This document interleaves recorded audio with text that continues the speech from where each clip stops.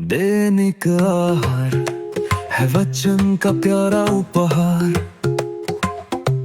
रोज का है ये आत्मा का पोषण संसार। हर शब्द में छुपी है ईश्वर की पुकार। आओ सुनो समझो जीवन में लाओ प्यार।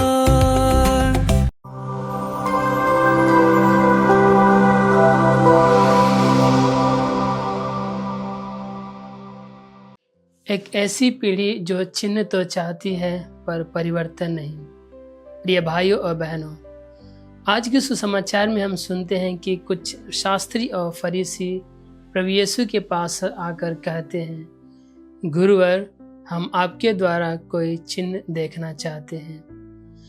यह उनकी मांग सुनकर हमें लग सकता है कि वे गलत नहीं थे, लेकिन प्रभु यीशु कहते हैं, यह दुष्ट और विधर्मी पीढ़ी चिन्ह मांगती है।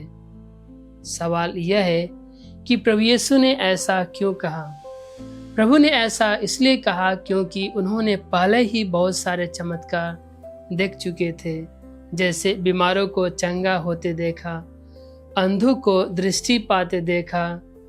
समस्या चिन्ह मांगने में नहीं बल्कि मांगने का इरादा गलत था, क्योंकि वे चिन्ह तो देखना चाहते थे लेकिन अपनी सोच व जीवन को बदलना नहीं चाहते थे। प्रिय भाइयों और बहनों, आज यही बात हमारे जीवन में भी देखने को मिल सकता है।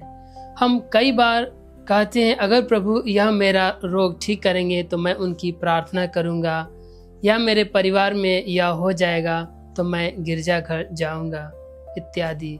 लेकिन सवाल यह है कि यदि प्रभु हमें यह एक चिन्ह दे दे या ये सब कर दे तो क्या हम सचमुच बदल जाएंगे?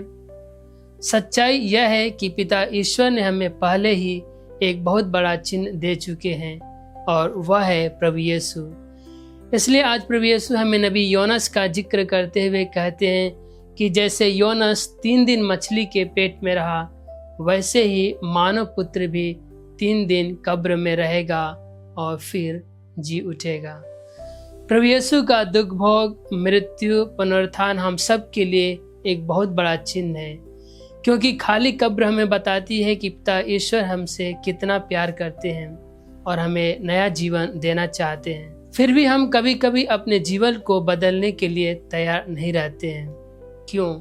जैसा कि संत अगस्टिन कहते हैं, हे प्रभु, हमारा हृदय तब तक शांत नहीं हो सकता जब तक वह आप में विश्राम न कर ले।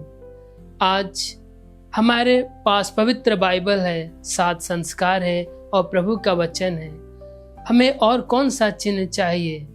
आज हमें बस अपने हृदय को खोलने की आवश्यकता है और प्रभु यीशु को एक मुक्तिदाता के रूप में स्वीकार करने की आवश्यकता है।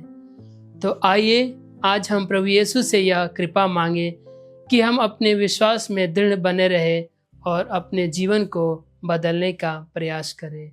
आमीन।